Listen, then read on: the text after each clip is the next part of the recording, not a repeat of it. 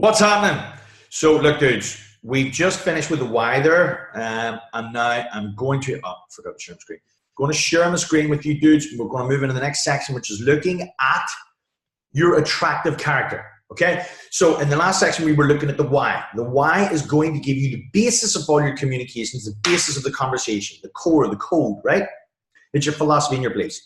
Now, the attractive character, this AC, this bit over here, this is what we're going to use to give you an identity, you as the hero or the face of your business, and allow you to weave story plots using that why, weaving story plots which gives you an ability to transmit your why into story plots that connect and resonate with the audience, right?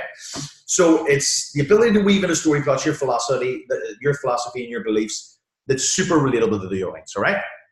If we think about any business or company or something that's innovative, there's always an attractive character behind it, and we're going to look at that because it's the key to you actually creating a mass movement.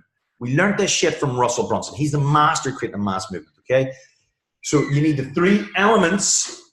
Thank you, Johnny. You need the three elements if you're going to create a mass movement. And the first one we looked at was actually the why, which is number 2 on here, right? Your cause, your belief, your vision for the future, your why, basically. And you need that because that is going to create a culture, right? Super important to have that. We'll talk about that in a minute. Then the other point you have to have is the charismatic leader. You have got to be the face of the business. Let me tell you an example where this worked really, really well in the fitness industry. So, you know these people training in gyms for years and they're doing like bodybuilding style shit. This dude came out and he said, that's all bullshit. See about your training? Bullshit. You guys that are sitting in these fixed path resistance machines are training fucking instability in your body. It's all fucking bull. The way you need to be training is more functional stuff. You need to be doing some Olympic shit and fucking strength stuff and Olympic lifts and gymnastics is true. And we should be moving the body in these ways and fucking, that's all balls what you're doing over here. And this is going to make you like an athlete all lean and sexy and shit. If you do this shit for a while, you're going to look deadly, especially when you add in the Paleolithic diet. Do you know that the Paleolithic man didn't eat that shit that you're eating, all those wheats and those grains? Yeah? What you should be doing is this stuff. And if we add this functional movement shit and we're constantly varying it all the time and keeping your body getting, and you were eating this Paleolithic diet, you're going to be a fucking athlete. You give this shit a while, what I'm describing is CrossFit. And by the way, you've got to wear Reebok. And then they had a language. We do WODs, and we do this, and we do Metcons. And they had a language, a cause, a belief, a way to identify yourself as a CrossFitter. They give those people everything they needed to create an identity inside this community. And you need to do that if you're going to try and create a little tribe of loyal followers behind your gym. That's, of course, what you want. You want people who stay around, not one-hit wonders, and then you're looking for the next client. You want people to retain. Therefore, you need to have a culture.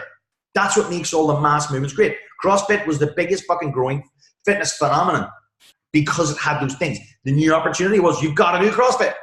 The charismatic leader was Greg Glassman. Here's the cause and vision for the future. All that shit over there, bullshit. Drop all that shit. This is the new opportunity. This shit doesn't work, and it never was going to work. It was always destined for failure. This is what you need to do. You see how that works then?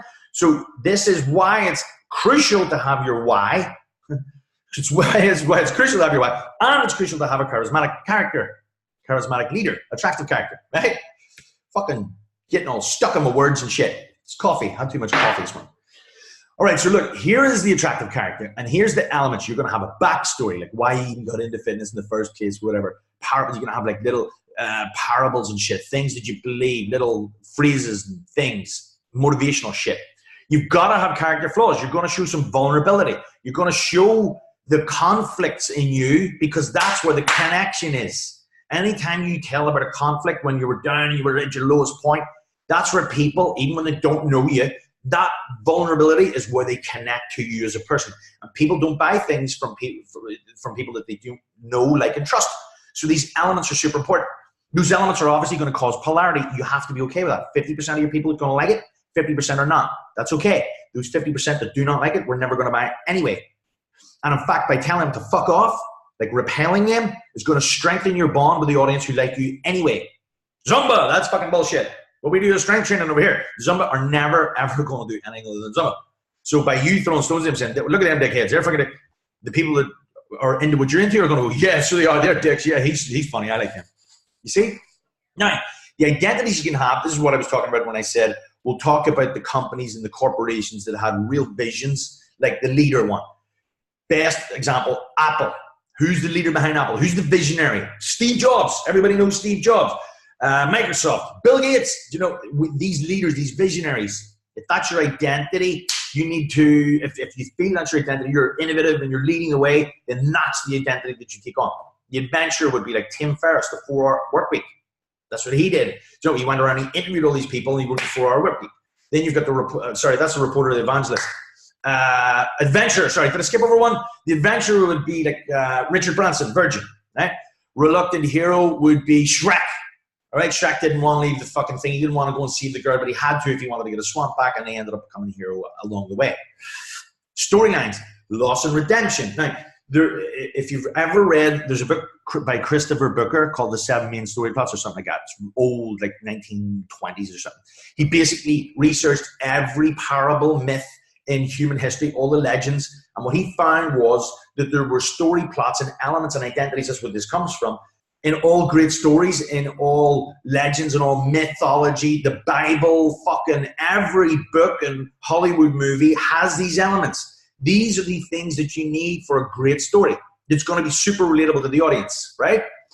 So loss and redemption would be like the story I tell. Was in car sales, made a business, was doing 8 figures, fucking 25 million a year, sold it for 4.5 million, invested it into property, went fucking broke. And then I tell a story about me fucking standing in the Dole Cube. There's where the conflict and the connection is. Didn't know what the fuck I was going to do with my life. And then this girl that I only knew got pregnant. I was like, oh fuck, you know.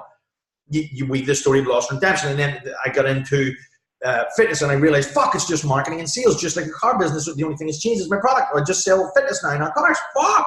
Now I have a system that's going to work, and then boom, I made money again, and that's why you're here, because I'm teaching you that system. You get it? So that loss and redemption story gives you the authority, the identity, it gives you the conflict and the connection, and it allows people to get to know, like, and trust you. And of course, if I have a system, the cool thing about a system is I can teach it. And, well, my background and my history, well, there you go. That story is my credentials. It is my resume, all right? Us versus them.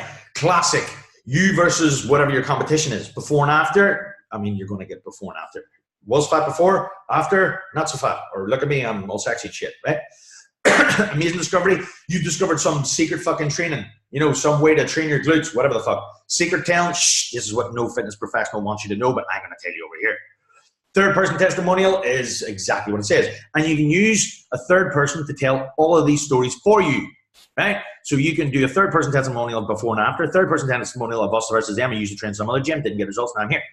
Do you get me? So this is giving you infinite amount of ideas. This should be putting off light, but you fuck, oh Jesus, I've got loads of fucking stories I could tell now that the audience, as soon as they hear it, they're going to be like, fuck, they're going to be super relatable. They're going to be really connected to you. And you're communicating your why, your beliefs from a place of genuine authenticity, which is going to build trust. And if you do it this way, you're going to do it without trying to hard teach. You're telling stories. That's the best way to sell people. I always say the best salespeople, number one rule of sales, the best salespeople sell through stories. This is the story plots and ways that you can weave your identity and the things that you want to communicate to your audience into a super relatable story, thereby creating a fucking connection. All right? So, like, what is it? What's your fucking story? You're going to have to answer these questions, pause the video and say, what is your fucking story? Bullet points, the main plots of how you got to where you are now. Because your unique journey is going to have shaped your beliefs, which you're going to have to communicate to the audience using those stories. And when the people who believe what you believe hear that, they're going to resonate. They're going to be like, fuck, that's for me.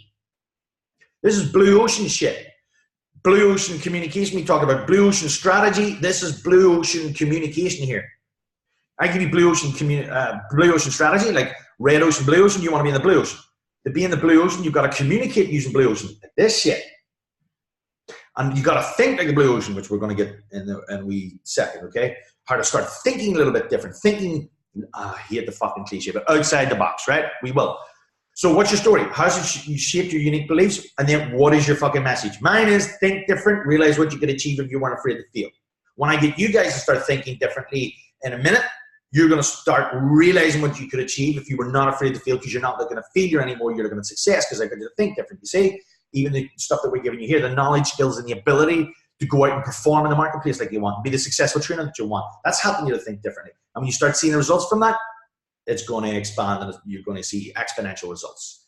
So pause, answer the fucking questions, bullet point your life, and each one of those bullet points is another chance or opportunity for you to tell stories. You see that? You could write an email on one of those. You could fucking do a video on any one of those points because you'll find a way to relate it to the audience. Because the things you struggle with are the things that they're going to struggle with. And you can find little segues to pull it across into. All right? So do that now. Cool. Next thing you need to do is take ownership of that message. This is the hard part. Because you're going to be held back by a lot of shit. But you need to take ownership of the message and show up every day and communicate that. Stand up for what you believe in, even if you stand alone.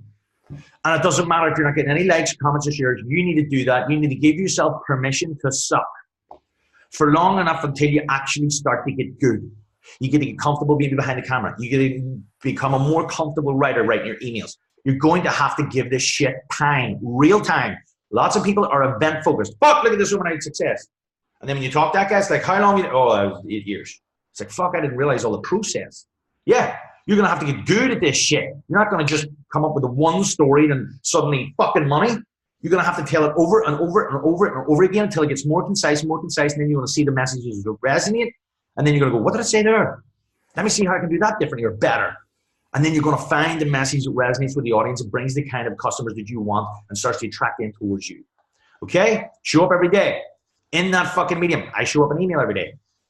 Also do lots of videos. That's just what I'm comfortable with. You find your own. This is what's going to hold you back. You're going to be like, what will people think? If I start telling these stories online, people are going to laugh at me. People are going to say, you're a dickhead. Who the fuck do you think you are? Oh, look at this fucking guy. And these stories are disempowering as fuck. They will become beliefs. And we will create stories and have feelings about these things, these false beliefs, because we don't know that to be true. But thinking that people will say some shit actually causes that to enlarge. Where the focus goes, energy flows. So if you tell yourself a story that if I go on and I say some shit online, people are going to call me an asshole, and you start focusing on that, and it enlarges and enlarges and enlarges until it becomes a chain hanging around your neck that's holding you back and you take no action. And this is what happens. People who do break free from that chain of false belief, they go on and they find that some people will get fucked up and will call you dickhead. And we only focus on those negative ones instead of the people that we're actually helping and motivating. We're focusing on the wrong thing. I need you to start thinking different. The way we do that is we recognize that these stories that we're telling ourselves is pulling us into the negative mind frame. It's pulling us in the wrong direction. We need to stop thinking about those people and thinking about the people that we could potentially help. Fuck the people who are going to say you're a dickhead. Fuck them. They're never going to trim you anyway. Focus on the people you could help. Can you genuinely help them get results? Could your product, service, offering, or experience affect them in a positive way? And that positive way, fitness, nutrition, mindset, whatever you're working with, could it knock on into the other areas of their life? The way they carry themselves, their confidence, their self-esteem? Yes. Well, then you need to concentrate on that. Start thinking a little bit different and realize what you can achieve with these people over here. TFAR stands for thoughts. People are going to say I'm a dickhead. Feelings. I'm going to feel like shit if that happens. And then that starts to build into a big story. Oh, if I go on, I'm going to look an asshole. And then I'll know, oh, Jesus Christ, what the fuck? And that story is a disempowering story that becomes a chain around your neck and holds you back from taking any action. The thought, the feeling becomes a story, which enlarges when you focus on it, and then becomes a chain of false beliefs that means that you don't take any action. And when you don't take action, you don't get results. So you need to break free from that thing. You need to start thinking, how can I? Or who do I have to become for that to be the next step for me where I'm comfortable with doing that shit? What you need to do is break that chain of false belief.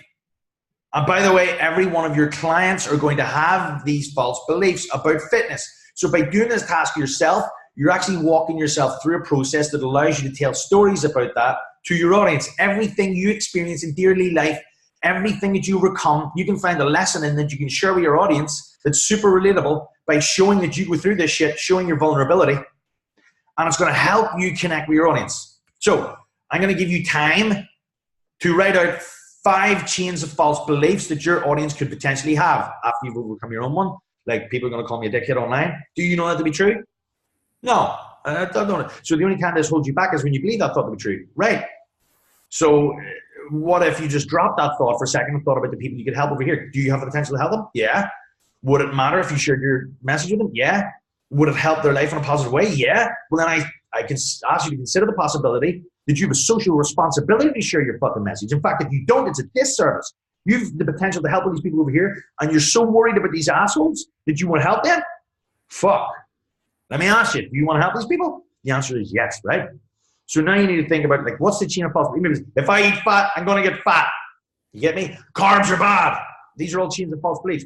How can you tell a story that will overcome that false belief, thereby having a super relatable content piece that you can share with the audience? So that's me. I'm showing you how to link your why and your avatar, weave it into stories, and start communicating your message to your audience, thereby connecting with them, building know, like, and trust, so that when it comes time to sell this audience something, they are fucking lapping it up. Okay? So that is that. We're going to move on to the avatar next. All right? And that's it. You do these 5 fucking false beliefs. There's 5 ideas for you. You've probably got tons of ideas for content right now. So stop this shit once you've finished this task and go on to the avatar video, and I'll see you over there now.